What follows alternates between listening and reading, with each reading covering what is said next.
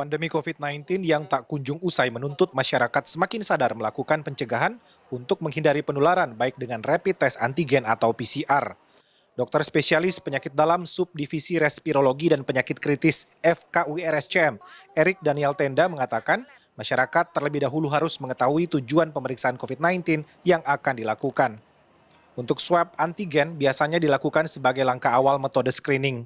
Biasanya bila hasil tes antigen positif, maka dikonfirmasi dengan tes PCR. Untuk saat ini swab antigen sebaiknya dilakukan apabila memang terjadi kontak erat dengan seseorang yang positif Omikron atau mulai terjadi pilek, batuk, atau sakit tenggorokan. Pemeriksaan dilakukan setelah masa inkubasi yaitu 2 atau 3 hari setelah terpapar. Suka jadi salah kaprah adalah ketika masa inkubasinya belum terpenuhi, kemudian langsung dilakukan pemeriksaan PCR atau antigen dan hasilnya negatif, maka kemudian kita langsung berasumsi bahwa hasil pemeriksaan tersebut adalah negatif. Nah, terkait dengan kumpul-kumpul, kapan mesti cek sesudah atau sebelum? Jadi pertama, saran saya tidak kumpul-kumpul di era yang seperti ini, di masa-masa sulit seperti ini, karena yang kita ketahui sendiri bahwa varian Omikron ini memiliki daya tular yang kemudian lebih cepat dibandingkan varian-varian sebelumnya. Ketua Bidang Penanganan Kesehatan Satgas COVID-19 Alexander Ginting mengatakan, bila memang terpaksa harus menghadiri kegiatan yang melibatkan banyak orang, seperti Hari Raya Keagamaan atau hendak melakukan perjalanan domestik antar kota antar provinsi, sebaiknya melakukan swab antigen 30 menit atau 1 jam sebelum berkegiatan.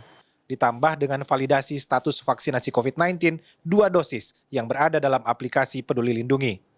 Nah, rapid test antigen bisa untuk screening.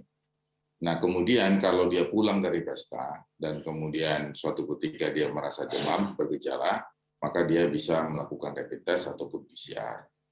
Jadi sebaiknya sebelum dia melakukan pengecekan, dia harus konsultasi ke dokter.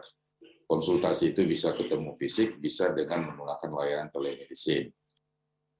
Ginting menambahkan, layanan telemedicine yang saat ini tengah digencarkan pemerintah ini dapat mempermudah masyarakat melakukan self-assessment atau menilai kondisi kesehatan diri sendiri, serta mengurangi antrean atau konsultasi fisik dengan dokter di rumah sakit.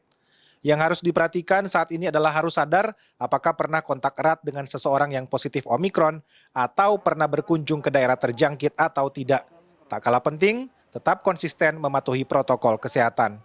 Arman Helmi, Andriawan Saputra, Jakarta.